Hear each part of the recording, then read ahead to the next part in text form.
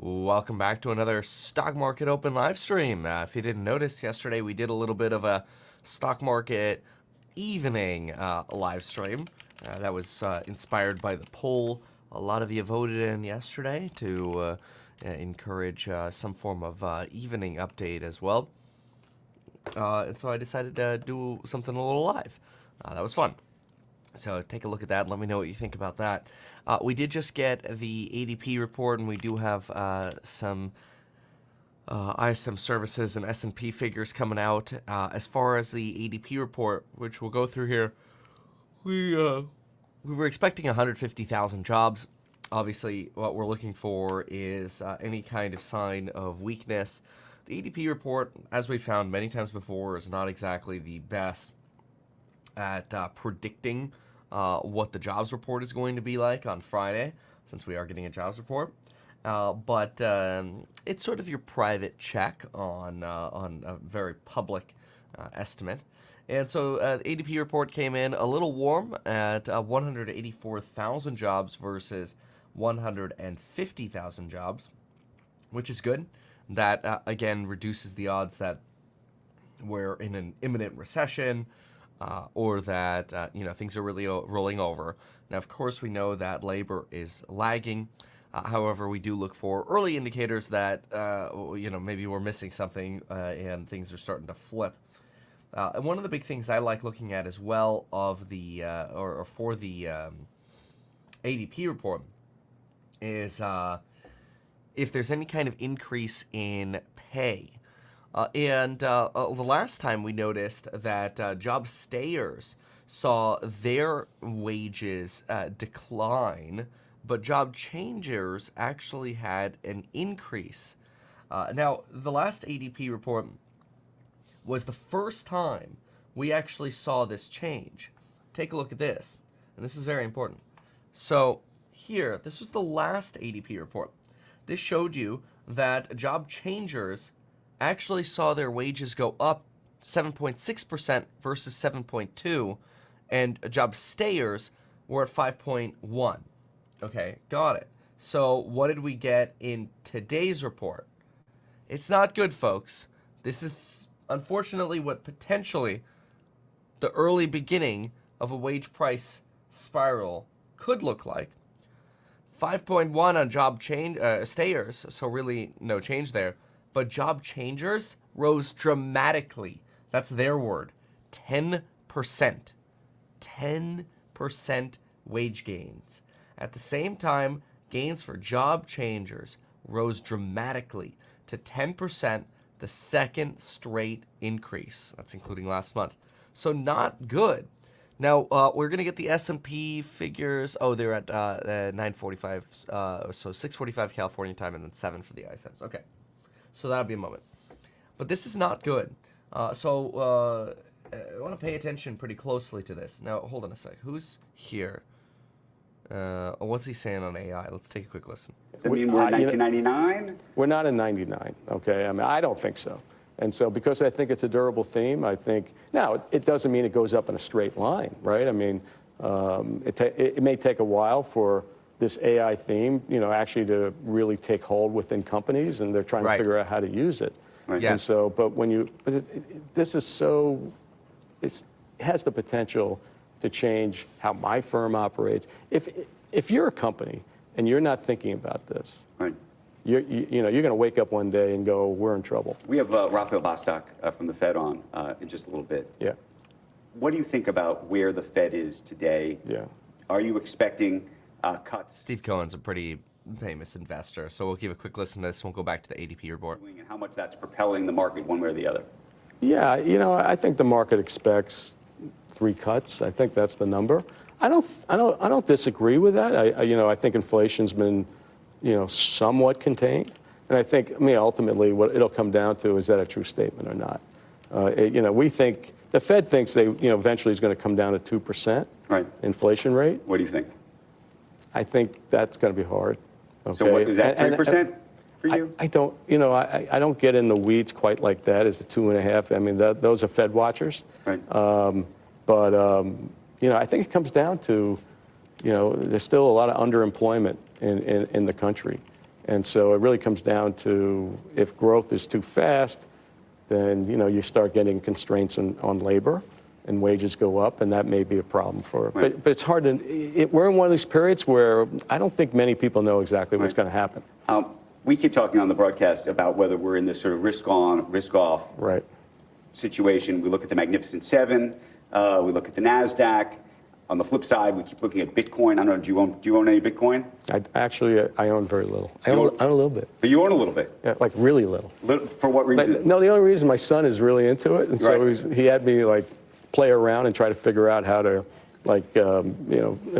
transact on Coinbase. So I bought a little bit. Do you have a on what's going on with Bitcoin, or if what it really represents? Yeah. I don't follow it that closely. It's not kind of what I do. I mean, there's certainly an element of the population that believes in it, and maybe it's the new gold. Hard to know, right? So I don't have a strong opinion on it. Right. The reason I ask you about Bitcoin, though, to the extent that some people think that's a hedge against, Right. inflation on one side. Well, that's the same thing as gold, right? Well, that's the question. Is it, right? Well, it's a new instrument. I mean, that's the argument. We'll see. I mean, really hard to know. I think ultimately, Bitcoin's separate from crypto. Right. But I think ultimately it's about use case. Will crypto develop use cases? So, Bitcoin's interesting, but it's not. It's just a piece of that whole ecosystem. And then in terms of how you think about, we were talking earlier about the election. Do you think the election's going to have a huge impact on the markets at this point? I think a little bit. Obviously, if Trump comes in, you can imagine, perhaps tariffs. That's certainly possible. Right. He'd probably. Right, which remember, Bloomberg Economist yesterday posted that if Donald Trump imposes a 60% China tariff and 10% global tariff, we would actually see inflation rise to 3.5% on headline PCE and the economy shrink by about 0.2%. Make a difference either way. Is that Yeah. inside the firm? Is there Yeah. a house view about how the election pans out? Well, we think today we'd probably say Trump has an edge, but it's so early Right. that it could change. These things are volatile. These things are very volatile. Yeah. Steve, we want to thank you for being here. It's was good. been great to have Good this to be here. conversation. We hope to do this again. I like his sort of no BS answers there. Very cool. So let's go back before they get Bostic on here. This is a big deal. I don't love seeing this, mostly because this is something that if this translates to the jobs report, it's going to start creating problems, and it's actually going to be a bad signal for the Fed. It's going to be a signal to the Fed that says, oh man, we could potentially have to raise rates. Forget about lowering rates. We could have to raise rates.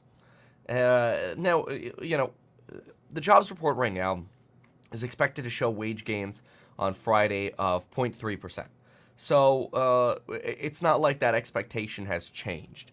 So again, Friday's jobs report is expected to show 0.3% month over month wage gains and jobs of 214,000 and 214K job gains. But this sort of like early warning here that something's changing in terms of the trajectory on wage gains is problematic. And so again, I really want to highlight that here. This is their quote, it's not me. At the same time, gains for job changers rose dramatically to 10%, the second straight month. In terms of industries, it looks like we mostly gained at every industry, service producing, goods producing. However, professional and business services did see a negative 8,000 read here. And that's the only sector that was negative here, professional and business services. And some people wonder, is this sort of a continuation of the white collar job cuts? Let's see here. Let's write this down. So the only industry to lose jobs, negative 8K, was professional business services. That's interesting. That's the one sector that seems most ripe for AI disruption. So, yeah. Okay. Then you've got New England was the only region that saw declines at negative 1,000. Then we've got sectors that are seeing the largest pay increases. Leisure and hospitality, yep, 5.8% on average. Other services, 5.6. Medium firms seeing the highest pay increase, although I always find this one a little bit more challenging to sort of break apart. Finance activities, lowest pay increase, construction got a pay increase. Lowest pay increase was mining and manufacturing. Interesting. All right, let's see if they've got Bostic on it here. This, the Fed, and much more is Steve Leisman, who also has a special guest. Hi, Steve. Where's Bostic? Hey, Becky. Yeah, very special guest. Raphael Bostic, the Atlanta Fed president, joins us now from inside the Atlanta Fed. Good morning, President Bostic. Can you hear me? President Bostic, I don't know if he can hear me. It looks like he's frozen. What we're going to do is we're going to take a very quick break. We've had some technical problems with this, and we're going to fix it. Bring him That's back hilarious. on the phone, and we'll talk. He's just a statue. Good morning, Mr. Bostic. It's a bad sign. It's a bad sign. No. Oh, no. Anyway, all right. So I think this is something that absolutely merits paying attention to. In fact, I want you to see their narrative. Their narrative. The jobs report and pay insights used for their data, blah, blah, blah, provide a picture representing the private labor market. The report details the current month's changes. Because the underlying payroll databases continue to be updated, the report provides high-frequency, near-time measurement of U.S. payrolls or employment. This measure reflects the number of employees on ADP client payrolls to provide a richer understanding of the labor market. March was not just surprising for pay gains, but the sectors that recorded them. The three biggest sectors were construction, financial services, and manufacturing. Really? I didn't think it was manufacturing. I was actually just sort of looking at that too. Yeah, manufacturing was 4.6. It seems to me like education, hospitality, and services saw the largest. Who knows? Maybe there was a larger amount, like a number of people. But anyway, inflation has been cooling, but our data shows pay is heating up for both goods and services. That's a big red flag. Again, you want to see people make more money. I'm not opposed to people making more money. What you just don't want is that rate being higher than the rate of inflation by this sort of magnitude. You know, the ADP reporting that pay wages are rising at 5% is substantially higher than the Fed's target. The Fed's target, in case you're not familiar, is 3%. So you have a 3% wage gain target. And ADP here is basically saying we're going substantially in the wrong direction. So very bad. I'm going to watch this pretty closely. Inflation has been cooling, but our data shows pay is heating up. Yikes. Let's see if they can end up getting Bostic back on. I'm sort of keeping an eye on that. But let's write down that quote. It's a good one. So this is... oh, there we go. Buddy, again, we were just talking about the ADP numbers that were out. Up 184,000 was the jobs number according to ADP. That was up stronger than anticipated. Gains of just 155,000 were anticipated. Let's get right out to Steve Leisman, talk a little bit more about this. Steve, stronger than anticipated jobs, usually a good sign, something we want to see to show that the economy is actually hiring more people. In this instance, though, market's a little lower, and that may be just because of the concern about what that means for potential rate cuts from the Fed. Yeah, and of course, a note, we're trying to restore the connection with Raphael Bostic, and hopefully that'll happen soon. Becky, I guess I've stopped being surprised by job surprises. It seems like that is the norm, and somehow, some way, we've got to adjust or readjust our expectations on jobs. I don't know if you remember, but several months ago, I did a story about the ghost workers. In other words, the idea that we kept adding more workers than the economy seemed capable of delivering. There's a nice story in the Journal this morning coming off a Brookings Institute study from Wendy Edelberg, who is a frequent guest on Squawk, about this notion that immigration may be playing that role. And if that is true, there are more workers, there's a bigger pool out there, which means that that's where we're drawing them from. And essentially, it is not necessarily inflationary to be adding these workers because they're there and we're not so much paying up for them. That said, there's a couple interesting points in this jobs report this morning from ADP. You see that the job stayers, 5.1% wage growth, but job changers, that's the big number, up 10%, which was a big jump from the prior quarter. So it seems like employers are paying up to get workers to move and change. Well, then that's counter to the idea of this not being inflationary. Yeah. If you are an employer and you have to pay up by 10% to lure somebody to come into this, then you put that on top of higher minimum wages in places like California, we just talked about this week, where minimum wages for fast food workers went up by 25% overnight.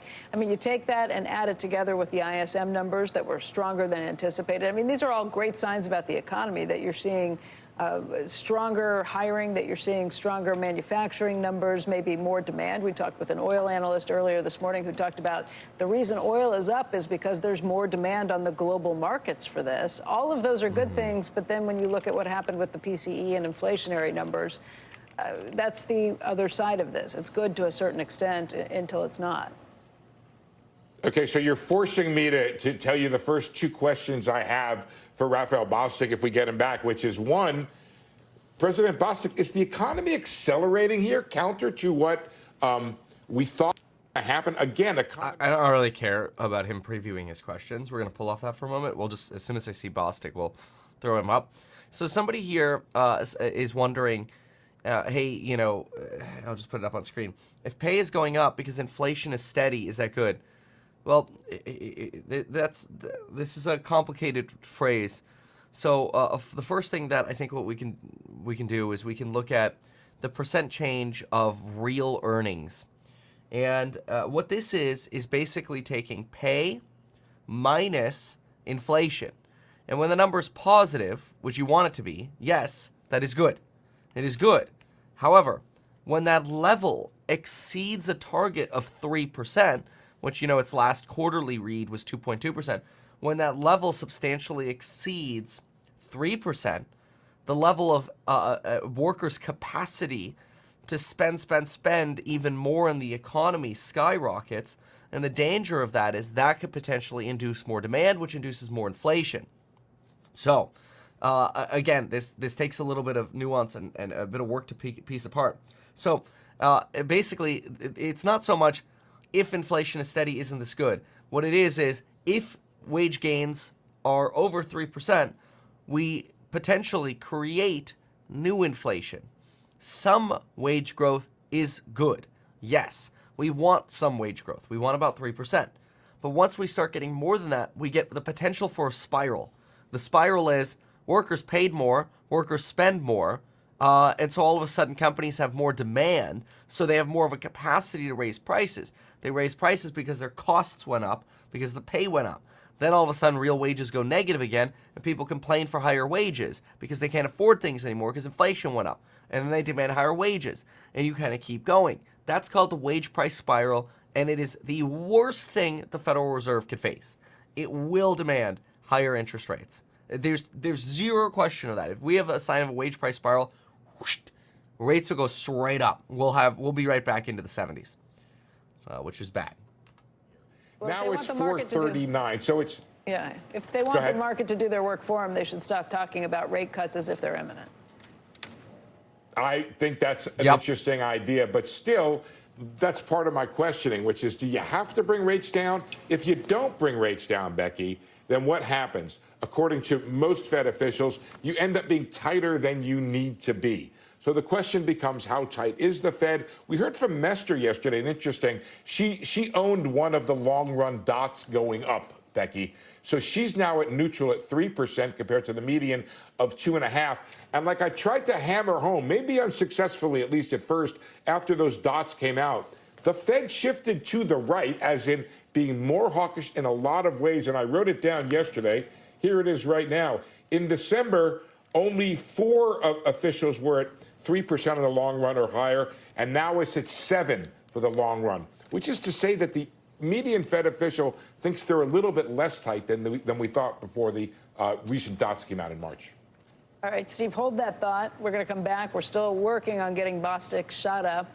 In the meantime, Joe, I think you're going to talk to Dom. Oh, wait. Never mind. Rich people don't like it when supply and demand labor markets dynamics. I mean, I think there's a way to be like neutral about that, right? And the neutral answer is there's a target of 3%, which is in excess of inflation. As soon as you exceed that, that's when you start having potential issues, right? Now, we've been downtrending on ADP, but you know, the fact that now we're accelerating again is a little risky. So, he's on the phone. Okay. Great to hear you. It would be better to see you, but we'll take a rain check on that. I don't know if you heard Gold price sending a warning. It could be.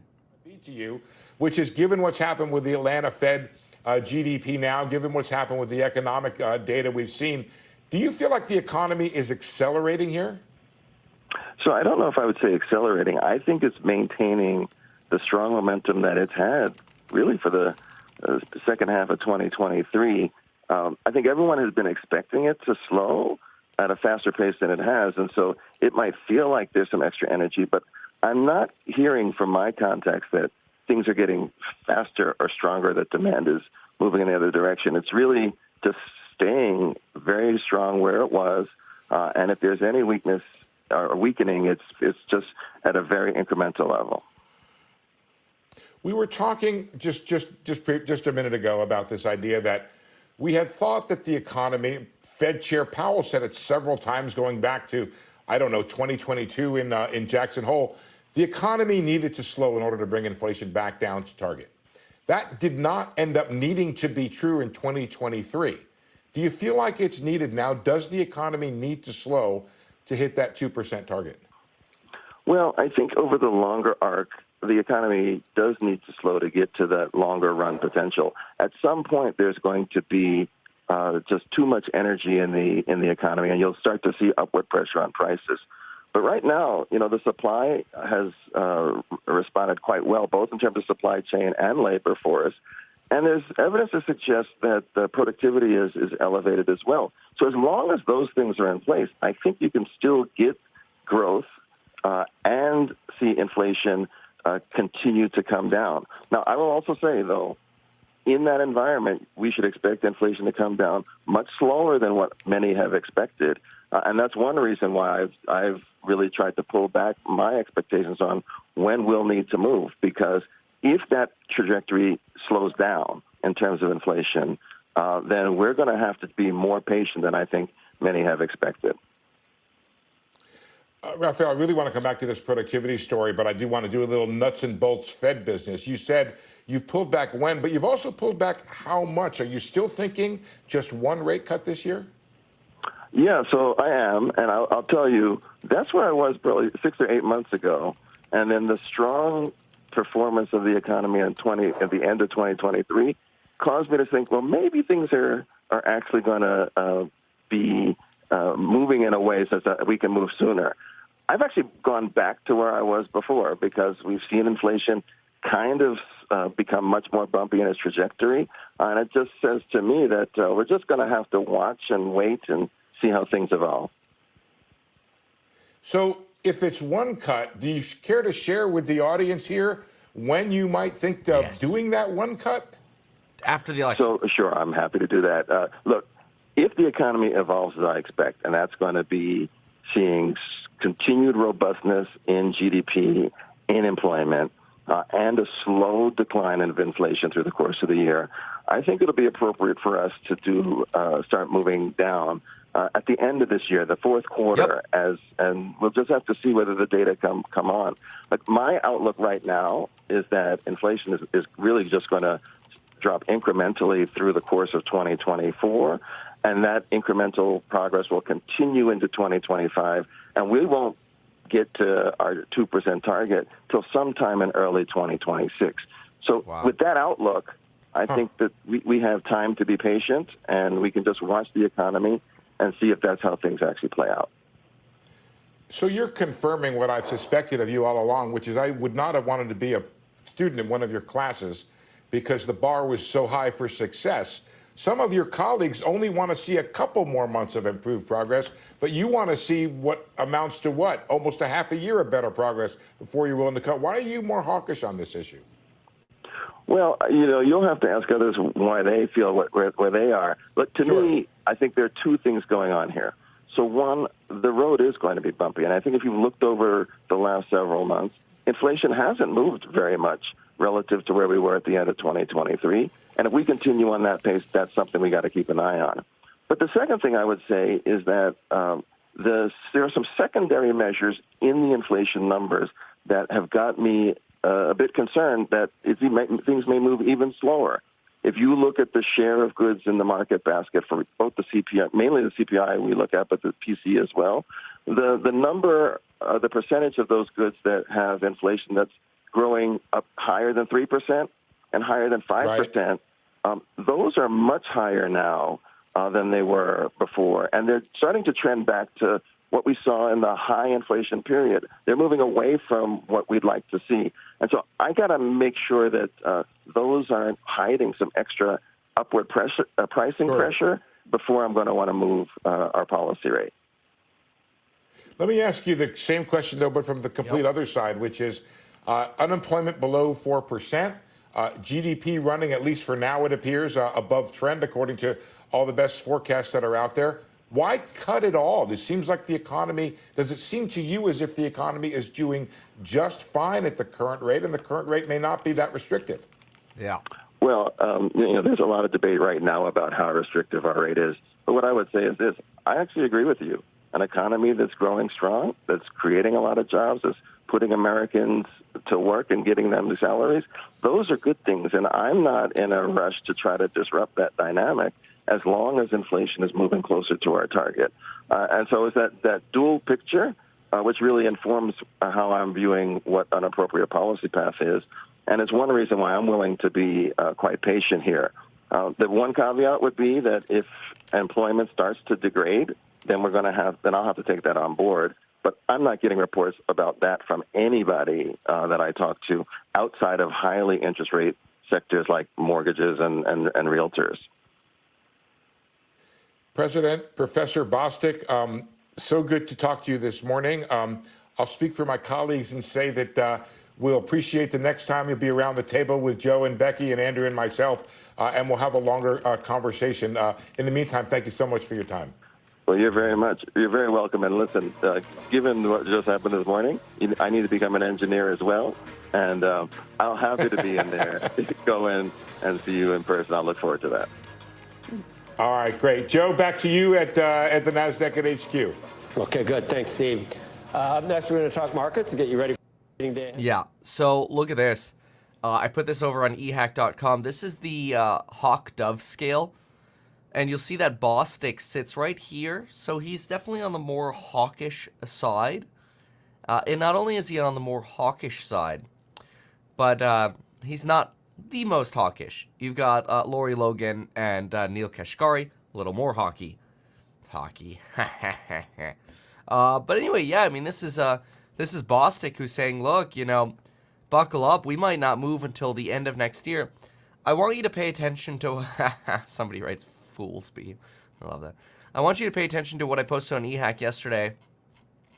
Right over here. Look at this. This is what the market says. Well, I should say sell-side analysts say. These are the same sell-side analyst people who, thought Tesla was going to have 450,000 deliveries. But anyway, Nick T tweeted yesterday that all these analysts are aligned with a June cut, with the exception of like this one over here and this one's July, but everybody else June. And it looks like that might end up being a little delayed if we keep getting data like this. Where is it? This 10% wage gains number. It's a problem. It's not good. It's definitely going to be something that risks the Federal Reserve, even Powell potentially changing their tune a little bit on. So we'll definitely pay attention to that. We do have Powell expected to speak today. Let me see here. I want to say that was at like 9-ish, 9:15, something like that. So pay attention to that. Another thing, yeah, okay, that's in the 9 o'clock hour. So we'll cover that. Another thing that's worth just mentioning, I just want to get everybody's take on this. Maybe just like some comments here in the in the responses. You know, I know people get frustrated when Ross Gerber sort of, you know, lashes out at Tesla. You have a post here by Ross that says, for over a year, I've been warning about this potential reality regarding Tesla. Now it's here. It's time for shareholders to assess the blame where it's due. The Tesla board of directors should be replaced immediately and replaced with independent board of directors as required by law. So this is Ross's tweet. And Elon just replied to it and said, he's such an idiot that can't even tell he's an idiot.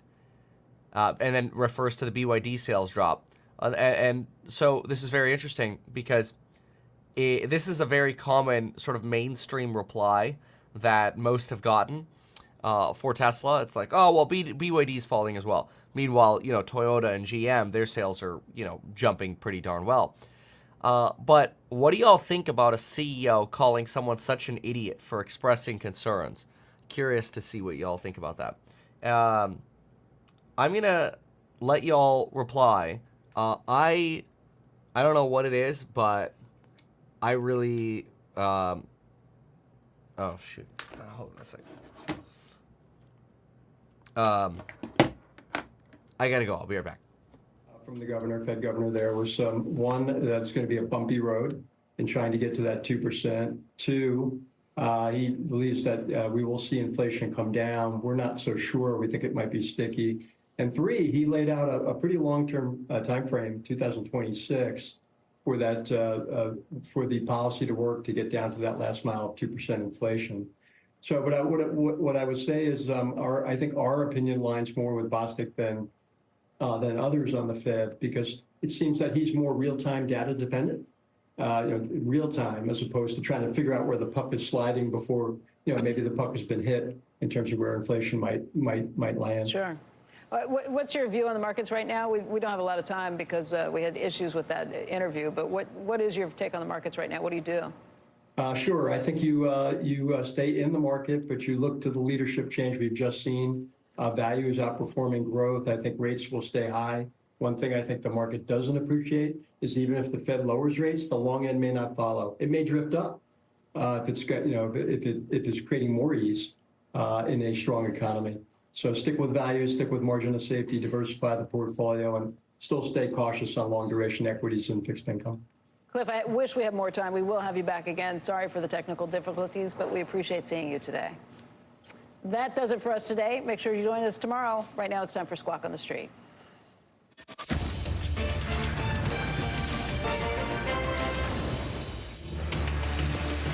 Good Wednesday morning. Welcome to Squawk on the Street. I'm Carl Quintanilla with Jim Cramer, David Faber at Post 9 of the New York Stock Exchange. Futures are red. Yields still a little bouncy here as ADP comes in the second hot number of the week. Powell speaks at noon. Bostic on Squawk just now reiterating one cut this year. Our roadmap begins with this rough start to Q2. The Dow and the S&P coming off their worst day in about a month. With that in mind, you're going to hear what billionaire hedge fund manager Steve Cohen had to say about markets and AI especially.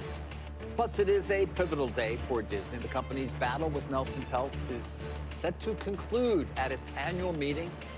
That is set for this afternoon when we will get the vote totals. And tomorrow, 9 a.m. right here. Don't miss it. Exclusive with Bob Iger. Is it right Disney here? Or is it CEO. out there? It's out there. It's out there. I will be going out there hoping that the high winds that are blanketing the area won't prevent my travel to see Mr. Iger. And by the way, just to make a point here, this is not saying anything one way or the other about the vote. He's going to do the interview. Either way. Either way. Huh. Okay. Okay? Yeah. Is that okay with you? Well, I'd be more inclined to do the interview if I won. Yeah. Well, I think that it's his expectation and or Disney's, as I've been saying all along, at least, they certainly have had. Sorry about that. feel like I was gonna get sick. These antibiotics for strep throat, and I don't know if it's either kids, just everybody's sick all the time. Anyway, yeah, I don't know if it's them or what, but boy, felt like nauseous there for a moment. Whew. All right. Scott says, just got my raise, Kevin. Stayed at the current job for 2 years. I've gotten an overall increase of 22% in last year alone. Love the income course. Literally can't thank you enough. Oh, that's amazing. Yeah, thank you for that. Yeah, it's one of the things we talk about in the gold courses, you know, negotiating pay raises and making some more money, some more dollar. See, like I love that. I'm really happy to hear that for y'all. Let's see here. Mark here says, I stand with Elon. I don't know that necessarily means like you have to be anti-Elon. What I showed. I don't know that you necessarily have to take sides. This is interesting to me. How is Elon a snowflake? Because he blocks people and calls them idiots when they criticize him. Well, both of the last two things you said are true. He calls people idiots who criticize him, and he does block them. Well, oh, somebody says ketamine speaking. Oh, no. Oh. Yeah. Yeah, no, Sheila, you're right. I mean, the whole car market has been rougher. You are getting a lot of sort of reductions in pricing, that's for sure. Kevin always washes his hands. He's having his own technical difficulties. Elon needs to focus on selling cars. No political view should be in this. You know, maybe like when we're in like the mega bull run, you could be super political, right? Like when the stock is skyrocketing and you know, everybody's buying Teslas. Maybe then you can do this sort of stuff. But I don't know. Being a jerk is a bad look. Yep.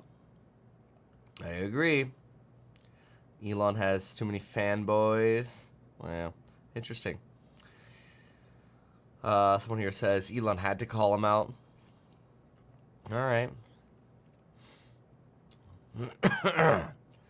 Don't mind him calling Ross out. Ross certainly knew about the data Elon pointed out, but chose to ignore it because it didn't fit his agenda.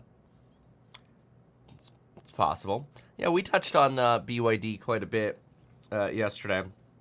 The issue is, you know, what is this going to be a longer trend for Tesla or not? Because see, BYD hopped on that price war like instantaneously.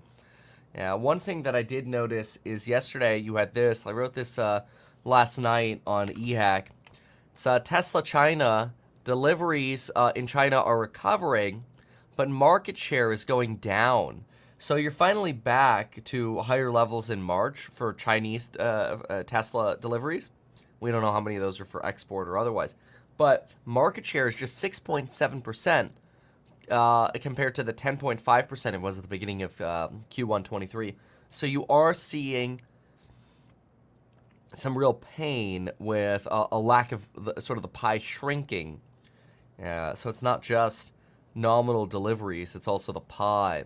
And those Chinese companies are really getting a little more aggressive. So, oh, they're kind of just replaying Steve here. We already listened to that. All right. So, what else? What do we got in the pre-market? Take a peek here.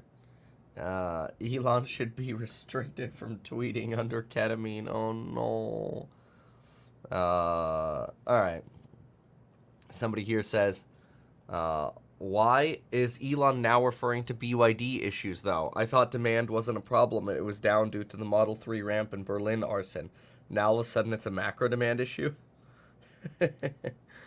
Nobody believed what Tesla wrote yesterday, or should have believed what Tesla wrote yesterday, saying it was a supply side issue. That was defeated just in the sole statement that you had, you know, substantial production, but a lack of deliveries. I mean, I know some people are like, oh, it's all in transit. Okay. Anyway, okay, so let's take a look at the pre-market here. And let's see what we got. let's see. So Restoration Hardware is flat. Intel's down 5. Supermicro's down 3. Matterport's down 2 again. Tesla's down 136. You're at 164 right now.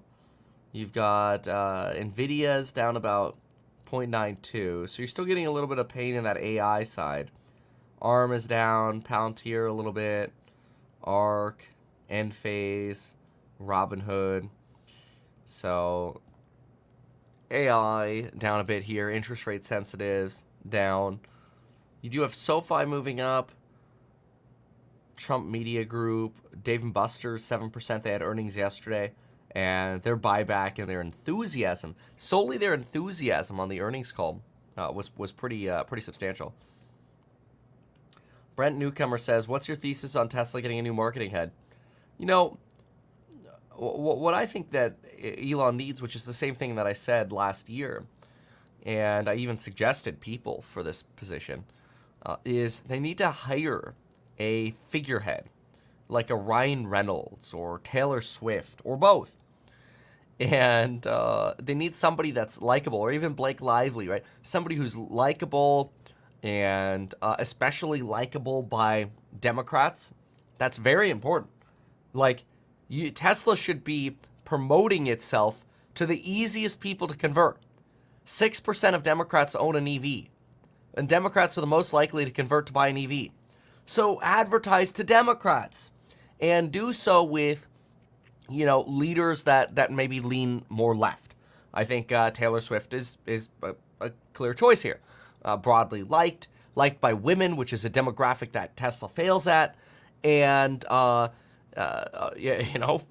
it costs a pretty penny, but there'd be some real value to Tesla using somebody like Taylor Swift to promote Teslas. That would be exactly the way to do it, because see, now what you're doing, like, they can't afford Taylor Swift. Now, FTX was going to pay her I think it was like $100 million. She signed the contract. FTX didn't sign the contract because they went BK by the time they got around to it. So clearly she's got a price. FTX was a disaster. Everybody was sponsored by them. But the point of that is saying she's not opposed to taking sponsors. She partnered with, Citibank or Capital One for her tours. She signed a contract with FTX.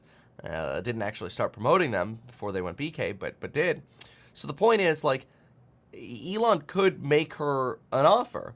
And again, you have to think of, you've got on one side Elon Musk, who is essentially pushing narratives that promote, attention from people who aren't interested in electric vehicles. Whereas the company should basically be doing the opposite. Whether it's Elon or the company, it probably should be the company. The company should actually just be leaning in on more left-leaning issues, specifically climate change and supporting people, or having people like Taylor Swift promote it, because those are going to be your easier converts. So again, this is from a business point of view, not here to make political arguments. But it's obvious that when 71% of Republicans won't even consider an electric vehicle, what's the point? What's the point of allocating to that? It's self-righteousness is what it is. Elon, has put his own opinion ahead of Tesla. It's that simple. So, okay, cool. So what do they got over here? Bob's coming? Oh, Bob's coming on tomorrow. Okay, I thought maybe he was coming on now. I saw that one. I should jump in. Anyway, yeah. All right, great. Let's see what else you got. So pre-market here. Okay, Spirit Aerosystems. It doesn't really seem like you got a massive amount of movement here. Ooh, Spotify will raise the price of its audio service in several key markets for the second time in a year. Interesting. So, yeah. Well, no, the Bob Iger talks tomorrow. It looks like they're going to win their proxy war. Elon actually came out against Bob Iger. And, that doesn't surprise me. He's kind of had an issue with Disney. Anyway, Let's listen in a little bit then. Yes, Elon came out and said he's in support of Nelson, but of course we do know that he's got this running feud with Iger. Goes back to when Disney pulled advertising on X, and when at Andrew's conference. Right. Well, this is a good question. Has there ever been a majorly successful company in history with a dislikable long-term CEO? That's interesting. I'm sure, but that would be interesting to look up. I'm going to Google that. Maybe was Steve Jobs, but people like him as an employee, I feel like no. Well, oh, you mean on the new estimates? Yeah, not looking good. Jeez, goes the fulcrum away there. fast, doesn't the it? fulcrum. Yeah. Tesla shares look like they're poised to decline a couple more percent, but Jeez, were you the mi- surprised that it wasn't a more Well, I just- pronounced decline yesterday based on those numbers that came in Yes, below? although Adam Jonas thought it was not a pronounced decline. It was a very pronounced decline. As a matter of fact, I've got to tell you that the numbers that we thought they were going to make just a couple of quarters ago, A couple weeks ago. a couple of weeks Yeah. ago. So just the flipping negative, but investors digesting the negative Your volume. point, though, and- Carl. Good trade if you But took you're it back there. on that When again. was the the trade. Was it February? Was it? No, it was actually November. no, Hey, it's I've November. got people on Maybe the it was ground. December. Maybe I've got people on the ground Cybertruck. What about it? As many as you want. I can have as many as As many as you want. Can I get a good price on it? You have to pay. You have to pay. I have to pay for You have to it. pay for it. But yeah, I don't know. No, I'm actually hearing from. I actually have dealer contacts that say there are some Cybertrucks if you want them. They're not the kind of hot as we thought. Something that Jim Farley predicted to me would happen. He did not think that they would be as well received as the best-selling truck in the world, the F-150. Right. We're going to get to more of the Tesla reaction, which continues this morning. We'll talk about Intel shares. Yeah, all right. We'll pull off this for a moment. So we've got Jack here, by the way. Say hello, Jack. You want to get in there? Hello. Let's say you just woke up, huh? Okay, so most disliked and liked CEOs in tech. Most liked CEOs. Jensen, Tim Cook, Palo Alto Networks. Look at all this spam here. Then you've got most disliked. Mark Anderson, Nextdoor, Sarah, Western Digital, Unity, Zoom, Amazon's Andy Jassy, Qualcomm CEO, Linda from X. These are your most disliked. Interesting. Yeah, well, it'll be interesting. I mean, these might be internal surveys too, but and then let's see here. Someone here in the chat says, okay, look up. Who is this guy? Jay Boltard. Oh, that's a good one. Oh, there are a few. Jay Boltard 1, Jay Boltard not 1. That's going to take a while to, yeah, figure out which one you're talking about. But anyway, I'll look that up. Let me know. Clarify. All right, Bezos. Let's see that one up there. Okay, so why wouldn't Elon target the Republican demo if he already has the Dems? Well, he doesn't have the Dems. That's the issue, right? Only 6% of Democrats have electric vehicles as of, this survey. I think it was late last year. Could have been a little earlier last year. I actually don't. It was sometime last year. So, not so convinced about that. You get a lot of highs and good mornings. So, let's see here. Elon should just leave. He's a drag now for Tesla. Yeah, I mean, there are a lot of opinions there on both sides. Dems are the primary customer. Oh, Boltard 1. Oh, no. It looks like some people know this person. I've never heard of this one. Modeling trends. I'm trying to see. Where's, why are advertisers fleeing? What is this? Oh, okay. All right, I see. It's, yeah, there's some pretty aggressive hits there on, Kathy for buying Tesla, and Ross goes, Colts always end badly. Jay Boltard, what is happening right now? Oh no. Okay. Anyway, all right. So let's stick to the news for a moment. So let's go with some of the pre-market reactions. And we've got materials index approaching target price may bring declines. Okay. Fed Bostic doubles down on single rate cut view. OPEC Plus resolve recommended no changes to production cuts, which paved the way for tighter market and future price gains. So aiming for that $90 plus target. Yields rise after the ADP report. Let me see how much they've moved. CNBC. No, I don't think my politics come through loud and clear ever. So I just read surveys and statistics and then I talk about them. So the 10-year right now is at 4.41. So we are a smidge higher than where we have been. Let's see here. Okay. I'm going to write that down really quickly. Let's make sure we have that. So 4.41. The question is, could this potentially trend back? Oh, you're sitting on the mushroom. You should show everybody can you show everybody that mushroom? This is from RuneScape, by the way. We custom got this made from Etsy. This is, there you go. This is one of the Elven Forest mushrooms. Thank you. RuneScape. Yeah, let me see if I can find an image of it. Oh, yeah, there they are. Yeah, look at this. Did you see that? Did you know that? Look at that. There they are. Isn't that kind of cool? Did you know that? Oh, I knew that it was from RuneScape, yeah. You knew it was from RuneScape, but you didn't know it was there. Yep. We looked at this, and then we sent it to this designer on Etsy. We were like, please make this. So they made us 3 of them. Do we have another one over there? We have the smaller one? I'm not sure if it's here. There's one medium and big. Yeah, I think that's the big one. Anyway, where were we? Oh, yeah, I was going to write down this interest rate trajectory we're seeing right now. And just quickly write down 10-year, now approaching 441, or I should say breaking 441. Okay.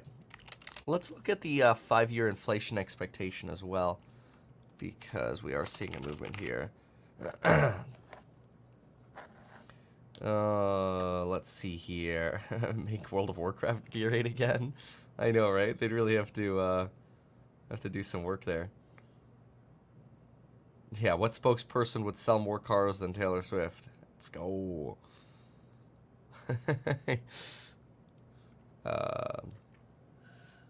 Random stuff from Rust and RuneScape, exactly.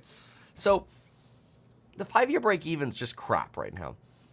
You are at the highest 5-year break-even that you've had, certainly since the banking crisis. And the trend isn't great. So, you know, probably late 2022 levels is where we sit. And certainly way higher than where we sat before the pandemic. So, let me do this. Let's go ahead and put a screenshot up. And what we ought to do is just sort of understand, even though when we go out like a 10-year distance on this chart I'm about to show, you know, it looks like, oh, we're lower than we were, you know, during the peak of it all. Right, but during the peak of it all, we rose, you know, interest rates like 500 basis points really quickly. And there's a tall mountain. That's right. That's right. In the middle there, you've got a tall mountain. And let's go ahead and put this up on eHack. There we go. Okay. So, here we go. Take a look at this. So, I purposely zoomed out about 10 years on the 5-year break even. And, yeah, you could see how high we had gone on the 5-year break-even, up over there at about 3.75. This is when we raised rates dramatically, when interest rates were like 9% or whatever, right? But look at this. We've lost almost all the last year of progress. This being briefly the banking crisis, where markets thought the Fed was going to be forced to cut, and then inflation would resurge. This right here just being this slow resurgence of inflation all year long. Not fantastic. So something we'll want to pay attention to. Along with BTC, I really see BTC as a risk asset warning. And we're really starting to have some issues with you know, oh, look at this. If I extend this even further, It looks like we got rejected again over here in the middle, actually just about an hour or so ago. No, that's about 3 hours ago. Right here, looks like we got rejected again on this trend. We're having a really hard time getting through this trend, this purple line. And there's some concern that this could be sort of a harbinger of doom for risk assets if we do end up staying below this and breaking down. Okay, so Steve Cohen expects more businesses will move to a 4-day work week. One of the reasons he's made investments into Gulf. Well, that's kind of cool. Okay, so let's see here. We've got 8 minutes to go until the bell. Let's go with... Yes, sir. I'm gonna go to the bathroom. What? You're going to leave me? Oh, I'm gonna go to the bathroom. I need hugs. Why are you going to go to the bathroom? You don't need to go. It doesn't matter. Yeah, I do need to go. Okay. Make sure you wash your hands. Hey, Jack. I'm just saying your name. All right. So, what's next? Well,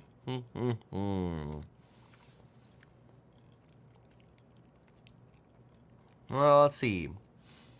Ford Q1 EV sales up 86.1%. Wow. Ford total sales up 6.8%. Now that's interesting. That's very different from the drama we've been hearing about. Oh yeah, all companies are seeing declines in EV sales, and declines in sales across the board. Obviously not. And I'm not the biggest Ford fan, but that is very interesting. I'll write that down as well.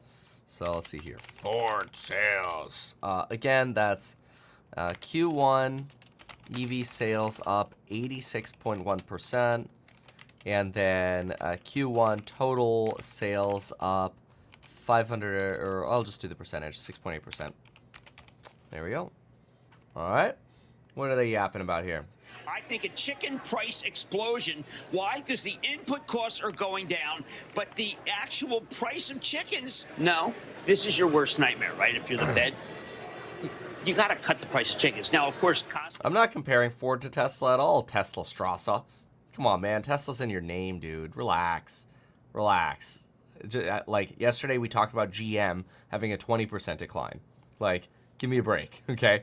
It's not everything I say is trying to be anti-Tesla here. Chill. Good Lord. I'll give you 5 here. Horrendous. I mean, one of the worst run companies in... No, this is what I'm talking about. It's traded down. Yep. But I'm now saying it's about to go up. But I use it as a metaphor, David. A metaphor for companies that are not lowering prices, even though their input costs have gone down. That's what I worry about if I'm the Fed. Okay, but your point here is they're not lowering prices? To the final consumer. And they should be. Well, I think they should, but they're not. Yeah, they're not a nonprofit. No. Right. So, but this is the profitable companies are trying to do this. By the way, I also say they're Hershey. I think cocoa prices are too high, about to plummet. Hershey. Yeah, cocoa prices, commodities can have their little bubble cycles. We saw that with lithium. Now it's chocolate. Makes sense. Lithium. Lithium. What do you know about lithium? Here, talk a little louder. We can't hear you. Isn't it like a dangerous gas or something? Oh, well, when you pour water on it after you damage a lithium battery, that releases dangerous gases. But it's a mineral. Like, you can mine it when they stick it in batteries.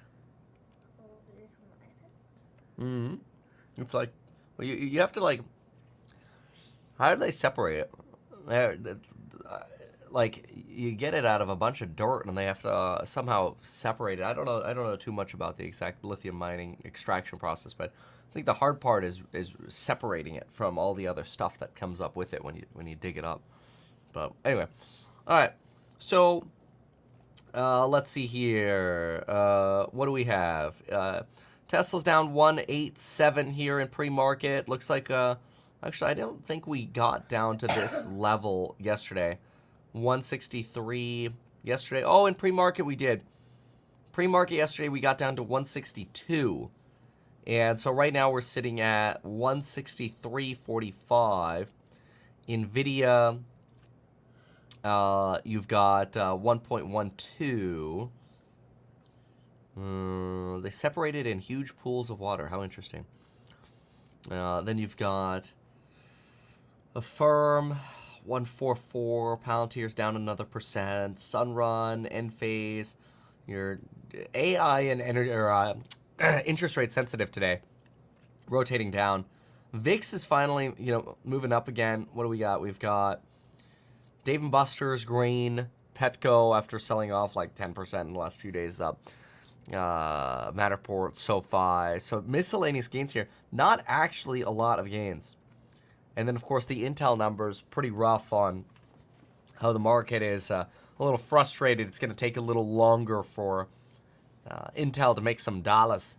Somebody want? That one's green. What's that? That one's green. Oh, yeah, in that picture, exactly. Oh, wow. What happened to Ulta? Wow, Ulta's down like 8%. What's Ulta? Ulta's a makeup brand. Yeah, I've been wanting to short them forever, and I haven't done it because they've kept skyrocketing. It's just been so hard. The valuation's been crazy. So what happened here? There's no news? No, that's got to be like a glitch or something then. That's bizarre. Let me see here. That's weird. Okay. So, not exactly sure what's going on with Ulta. I don't particularly see news. Ulta. Let's go $sign Ulta. This guy wants to know who I am. Yeah, go tell him. Go tell. Who are you? My name's Jack, and I like Legos. And you like Legos. Okay. That's how I describe myself. That's how you describe yourself? Jack, and you like Legos? Yeah. Nice. So you like it when Dad builds them all for you? You do that with Max. Who builds your Legos?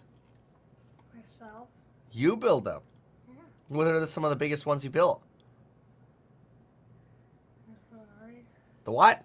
Ferrari. Ferrari? Yeah. How many pieces was that? 3,700. 3,700. And which one did we build together? Millennium Falcon. How many pieces does that have? I think like 7,000. 7,000. Yes. Twice as many as your Ferrari. Yes. But mine has 2 instructions. Oh, yours was Technic. All right, we're going to get ready for the bell. About 30 seconds to go for the bell. And I have no idea what's going on with Ulta, honestly. This is just like, there's no insight into what's going on here. I don't see anything on X. I don't see anything on, the other terminals. It's down 10%. It's just tanking. So, very interesting. 10%. Look at that mountain go bye-bye.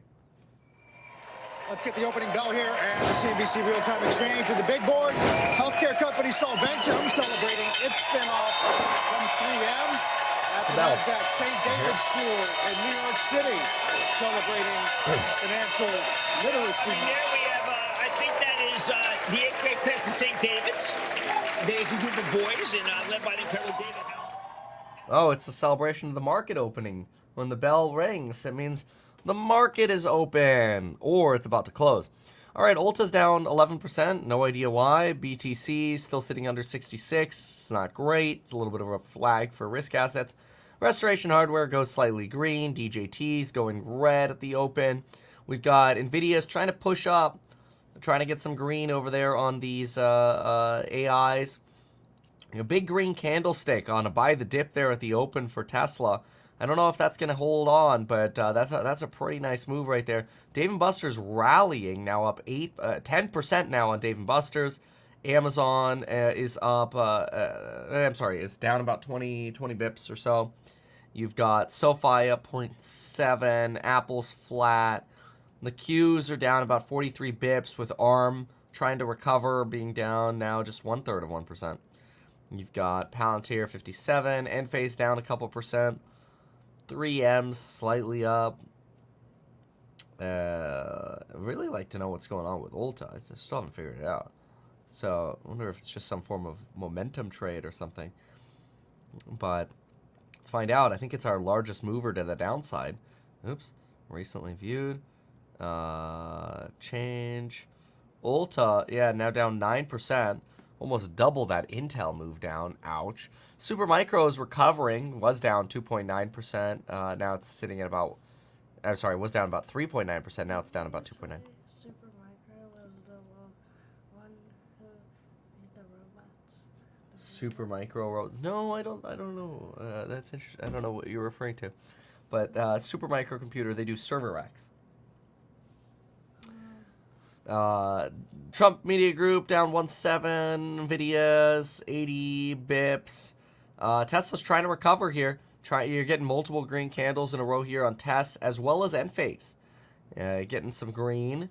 Yeah, it does look like you're trying to get green broadly here in the first few minutes of trading with NASDAQ. Look at that almost. I mean, that's like a perfect bounce right here. Perfect bounce. And you're sitting at about, that line that I have drawn is about 438.9. And here's your downward movement here. What are they yapping about over here? Still getting green candlesticks, by the way. Or that's hybrids. EV sales in the first quarter for the market overall up just 3%. You don't have to look hard in terms of seeing what people are buying right now. It is hybrids. Hybrids are in demand, and that's reflected in Ford. Q1 hybrids up 42%. The market overall up 45%. Guys, back to you. What's the why? Why hybrids? Range anxiety, baby. Pricing, sort of pricing and charging. David, if you had to boil it down, one, on average, the transaction price on a hybrid is about $5,000 less than a pure EV. And yes, I know you can get some EVs lower than a hybrid out there, but that's overall for the market. And two, it's charging. I think there are a lot of people, David, who eventually want to go electric. Eventually. They don't want to do it right now when it comes to public charging that is inadequate, especially for a long road trip. And I think a lot of people look at the hybrids and they say, look, I can get what I need out of this. I don't need to go fully electric right now. And the choices, you got Toyota out there, which dominates this market.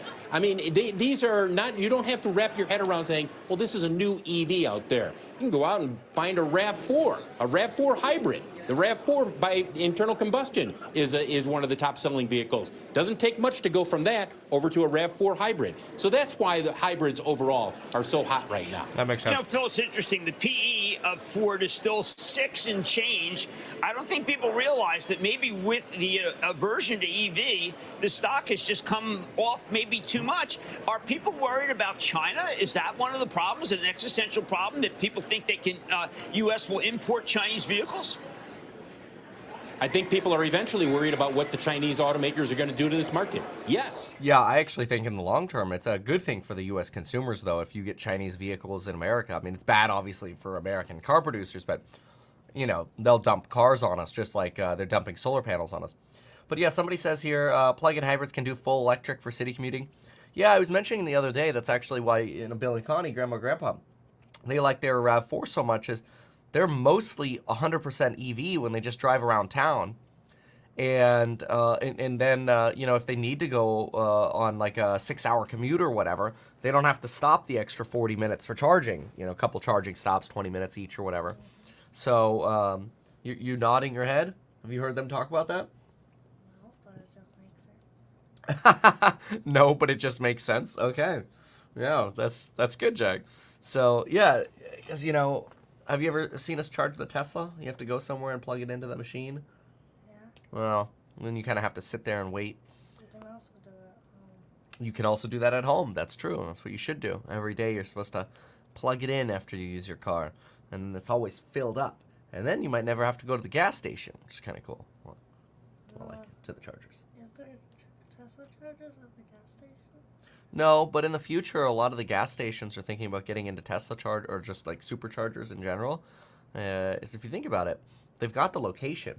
And a lot of those gas stations make a lot of money selling you chocolate bars and sodas and Fantas and Mountain Dews, cigarettes or beer or whatever at the gas stations. So the gas stations just want you to go to the gas station. So that if they can get you to go there with a gas pump, they'll do that. If in the future they can get you to go there with with an electric charger, then they'll do that as well because they can make so much more money selling you the stuff. Electric certain parking spots? Yep. They put them near a lot of malls. That is true. And a lot of malls like it because then when you plug in your car, you're going to potentially go in and go buy something from like Target or a Cheesecake Factory or whatever. Yep. That's a good way to get people to go to your location. So anyway, all right. So we're starting to get a little bit of some red candles again. Looks like we had some enjoyable movement up here in the mountains, as Jack likes to say. Starting to get a little bit of red there on Tesla, for example. Bobbing around about 70 basis points down. Ulta still bled down to this level, and not exactly sure why. There's just a surge in trading volume, apparently. That's what the algos are saying. Ford up 143. Bitcoin still sitting under 66. Nvidia ran nicely here, but it's getting stuck around 0.5%. Amazon just turned green along with Disney. And then you've got Apple's green. ARM slightly red. ARM. ARM. It has it's like an architecture for chips, so they can design. What is it? It's like the RISC. Oh gosh, what does it stand for? ARM RISC architecture. Let's see here. So what's the A? I don't know what the A stands for. I don't know. It's a really good question. Advanced RISC machine. There it is. Advanced RISC machine. Got it. Did somebody write it? RISC is good. Yeah. Advanced RISC machine. I did not know what the A was. That makes sense. Anyway, good question, Jack. So getting a little bit of a topping out as well on ARM. And here's my ARM. You've got Facebook, Meta, it's about 80 bips. Ooh, Carvana's come down nicely after getting rejected at that 94 level, 92 to 94 level. Yeah, we'll probably go live with Powell later. Stay tuned. Wayfair is down about 1.4. These are day charts right here.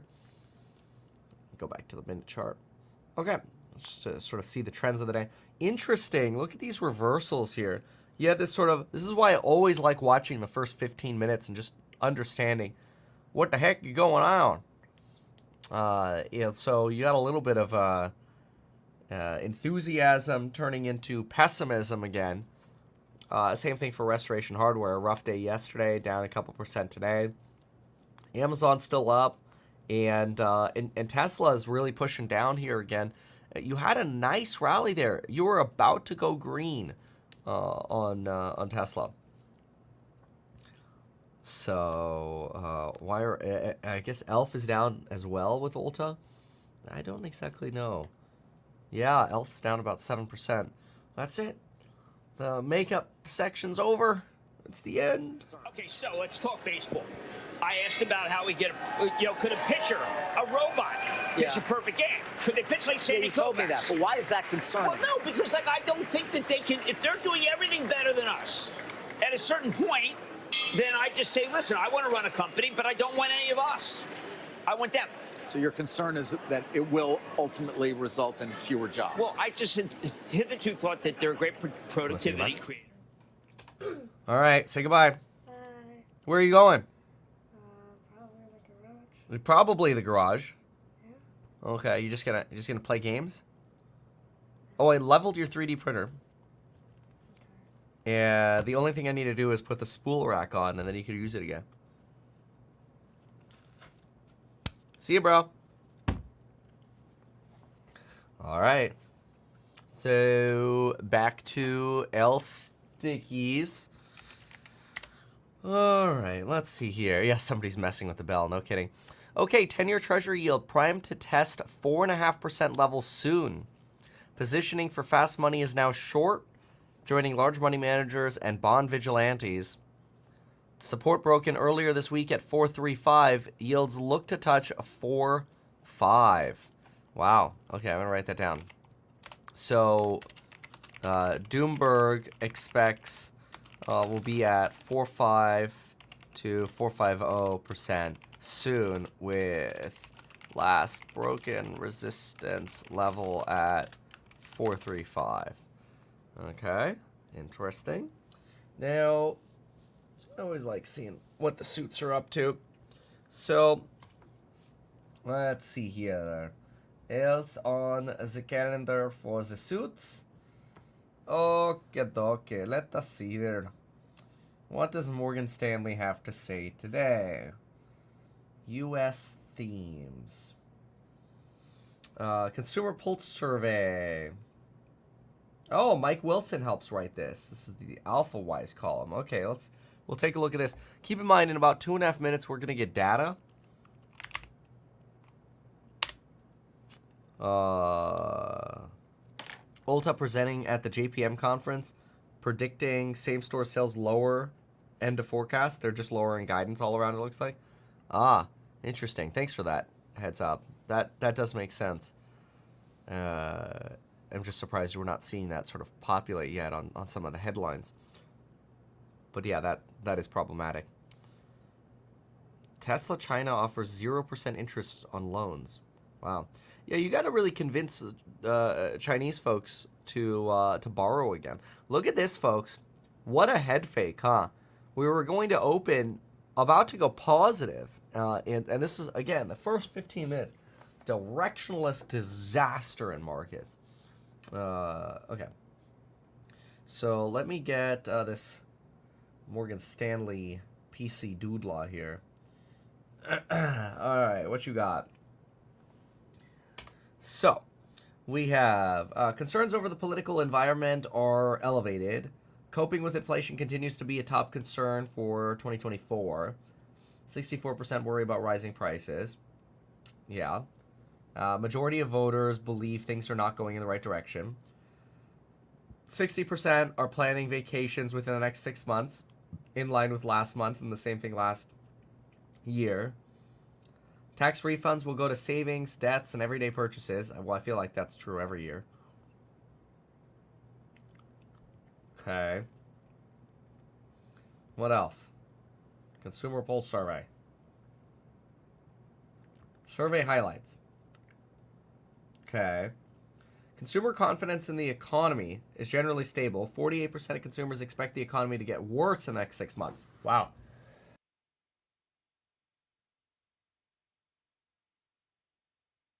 Excuse me. That compares with 27% of consumers expect the economy to get better.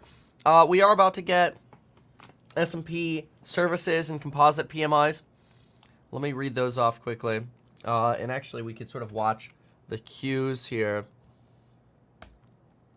All right, here are the cues.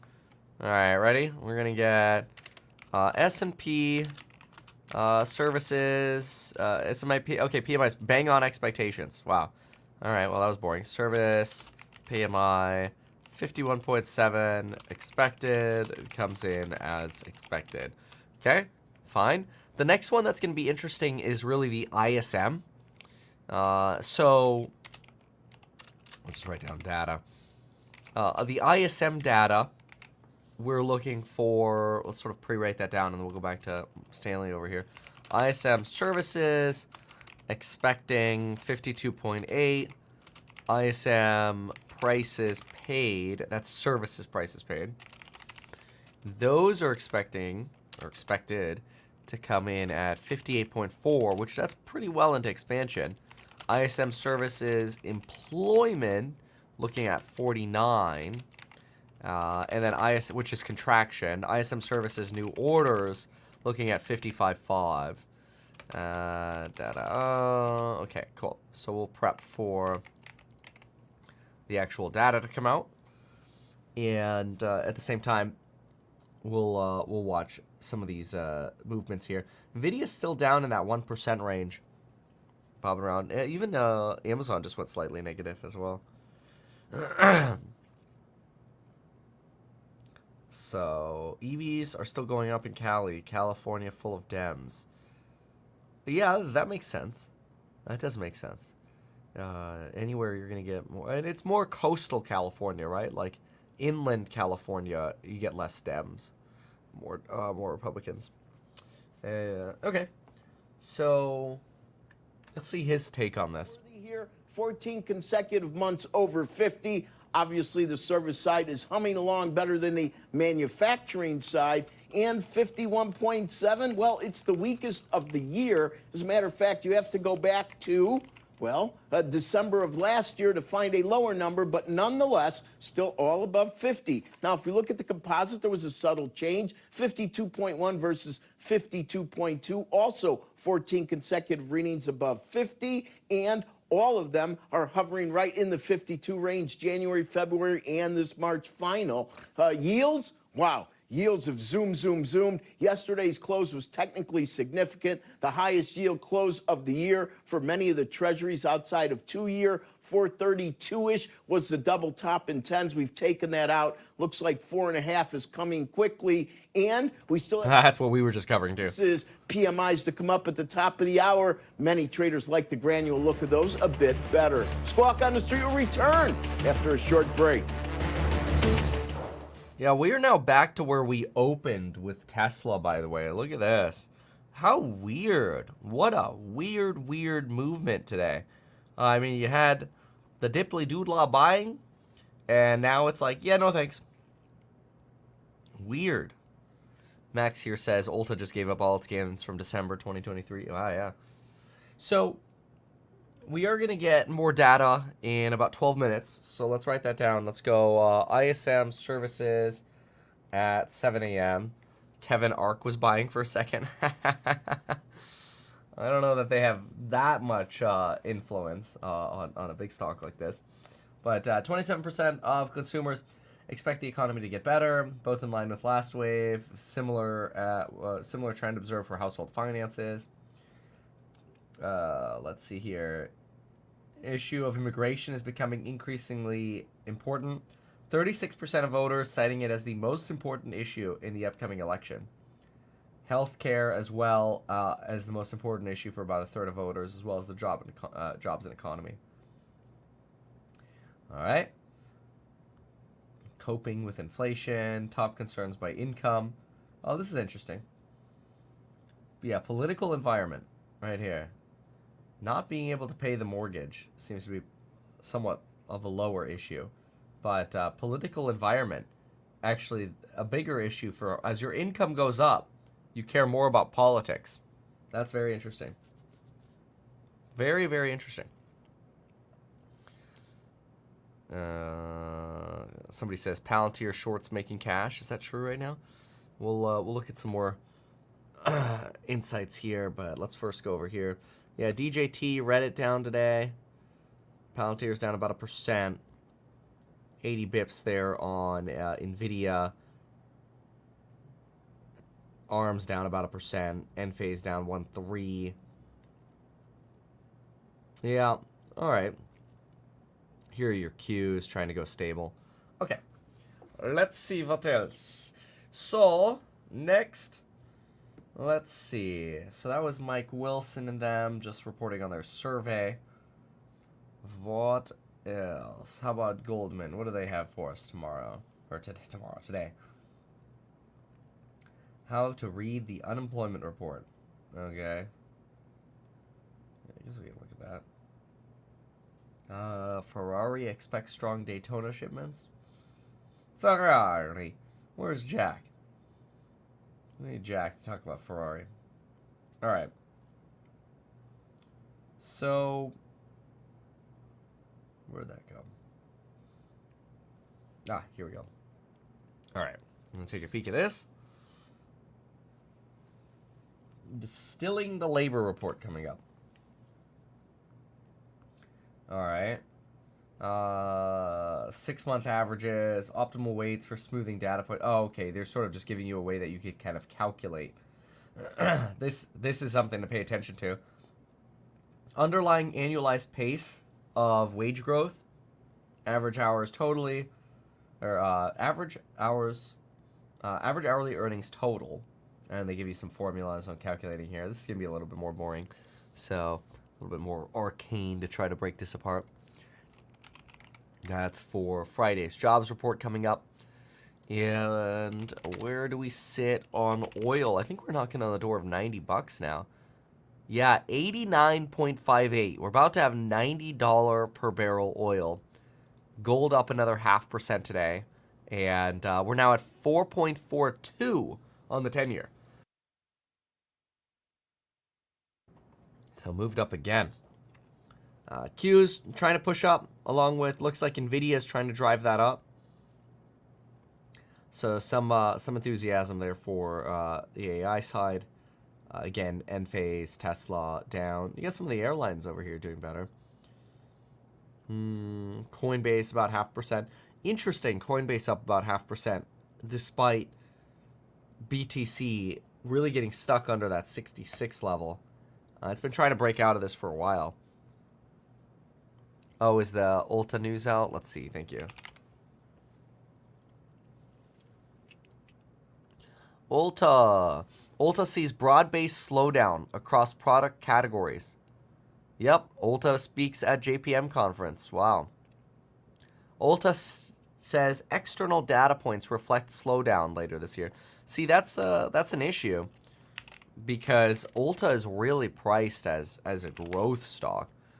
Let me see here. So you have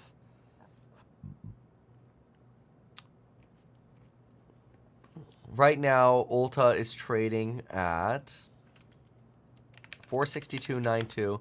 Wow, they do have good earnings though. 26.75. Oh, it's only priced at 17.3 times. Wow. They produce money. I mean, you look at Tesla, say at even $200, they're like $3 of earnings per share. You know, Ulta's at $26 per share. Yeah, at $4.50, but still. That's 17. That's not bad. 17.3 times. Wow. Okay, so now we're going to look at their growth. Their forward growth is expected to be plus 9.42, about 10% per year, 10.32. So if I divide 17 by that number, I'm at about a 1.64 peg. Wow. Now trades at a 17 FPE for Jan 2025. Growth expected to be about 10%. So around 1.7 peg. And then at JPM conference, okay. Warning of a broad-based slowdown. So that's interesting. It's not just like a particular component within their business. It's just broad-based. Broad-based slowdown across product categories. I'd like to get some more data on that. Are they seeing sort of economic data point to that? Are they seeing, you know, trends changing? What's going on at Ulta? It is down 12% on this. Let's listen in a little here. Yesterday, you said that you thought we were at a pivotal moment. Yeah, I just think that the interest rates are just still not going on. We got to wait to see what we have on employment, but I don't really trust things here. I just don't trust them yet. Still overbought. B of A had a great table last night looking at years in which S&P's up 10 plus end of March. Every year except 87, was good. You was end, good. you was do good. add more. And it can happen, but we got to shake this off. I keep thinking about what Steve Cohen said, AI, and hoping that people realize that you can stop selling NVIDIA. You can stop selling the ones that are related to AI. AI's been terrible so far in the last few days.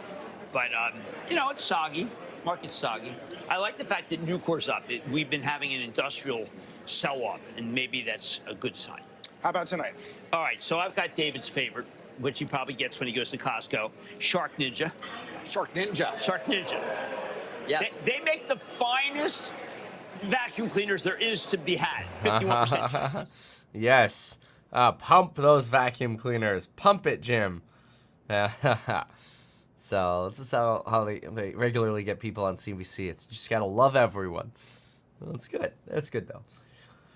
So okay, interesting. Now, yeah, Tesla just had a little bit of a red candlestick, but it's still sitting at about 166. Nvidia's still down only about 0.4% here. So it's just sort of like a market that's having a little bit of a tough time sort of moving to new highs. You're definitely getting some resistance in this market. Yeah. Okay. Take a peek here. So next data's out in about 3 minutes. We'll cover that data. Did see quite a few more of your emails, by the way, for people who want to consider selling their real estate and 1031ing into the house hack mini funds. If you had questions about that, email us at ir@househack.com, and then you can learn more about the 1031 into mini fund process. We do have warrants that are due in 5 days. We have a warrant expiration, so if you have warrants, you got 5 days left. That's not a lot. Actually, I think that means it expires Monday. So, is that right? Monday. Yeah, Monday. So, keep that in mind. Then you've got, what else do we have?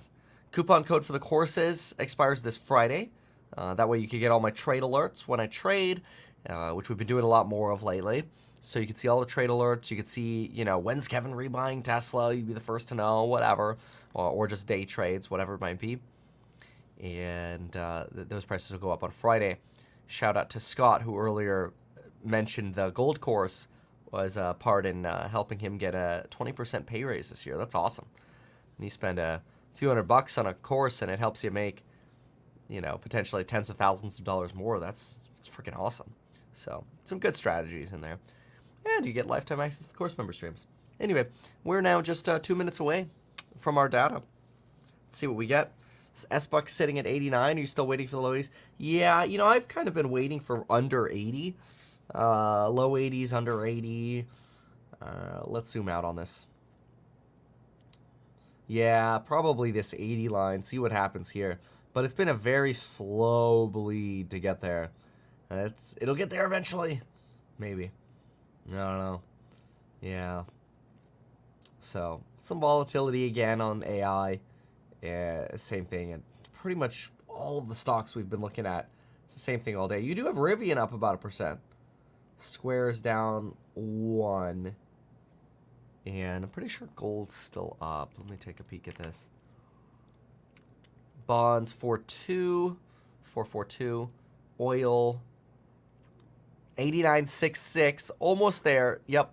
Gold's almost at 2,300. And the 2-year Treasury yield is also up about 3.4%. Or 3.4 basis points, rather. So you are still getting a steepening in that 2's 10 curve. 30 seconds to data. 2's 10's curve, we're looking at negative 31 basis points of inversion. All right, here we go. Dun, dun, dun. ISM services prices paid. That's the one I'm paying attention to most. We're looking at 58.4, which is expansionary for services.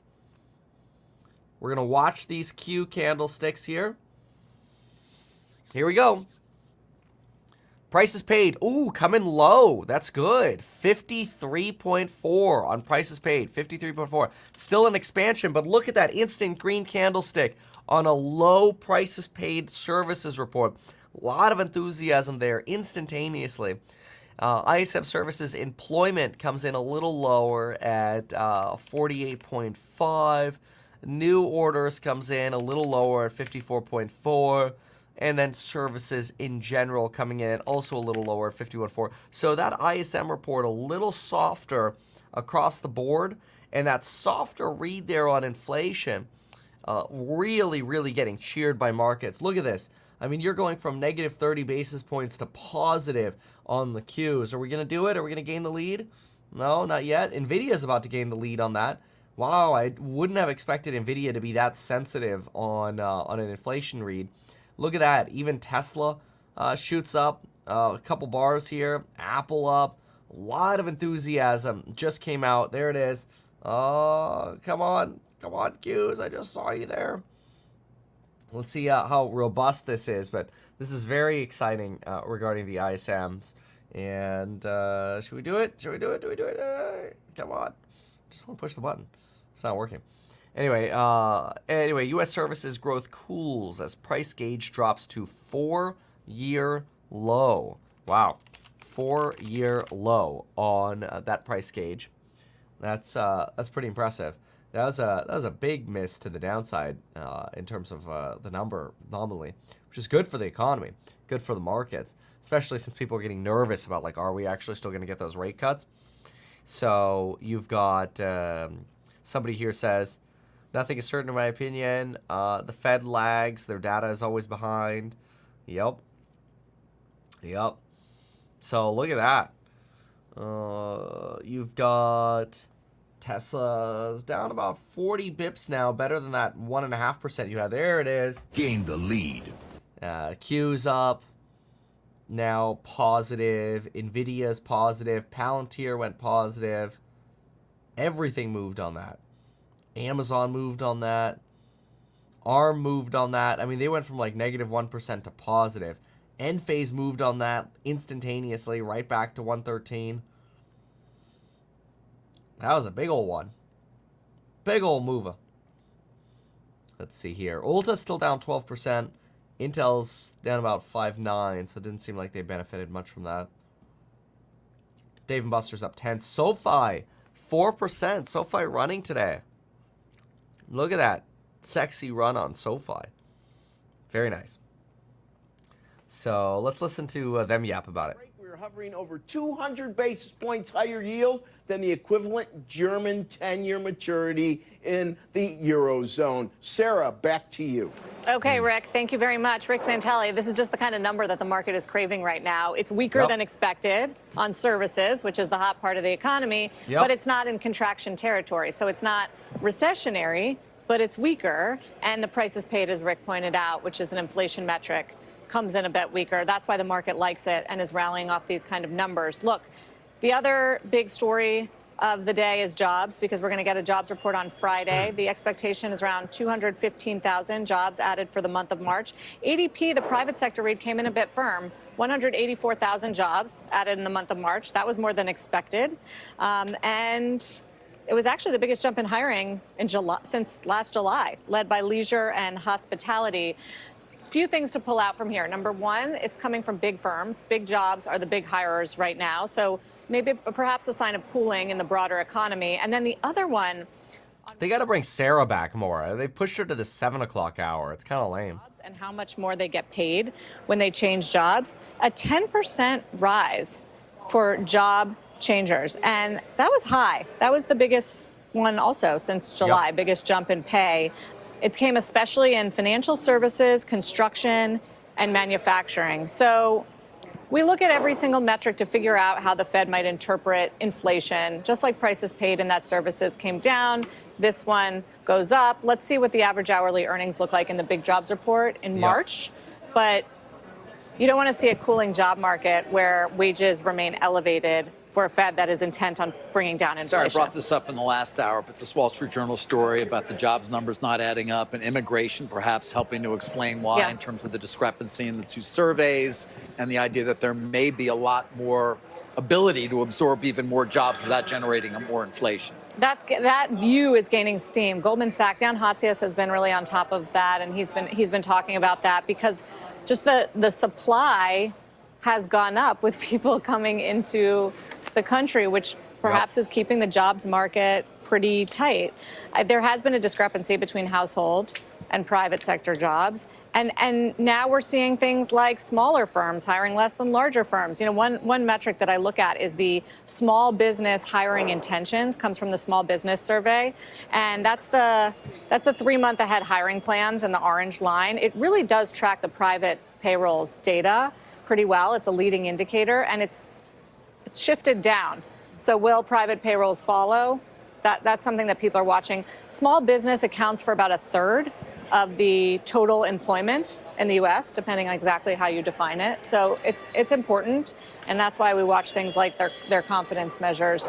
As far as the Fed, Carl, we've had a lot of Fed speak. We heard from some voters, Mester, Daly, both saying that they don't know what they're going to do more than the market knows what they're going to do on interest rates. Both of them not ruling out 3 cuts as a probability. I still think 3 is reasonable, but it's a close call, says Loretta Mester. Daly also standing pat is the right policy for the moment.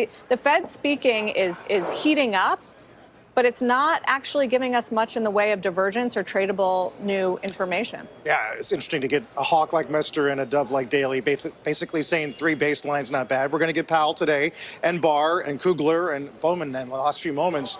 Didn't hurt that Eurozone CPI came in 2.4.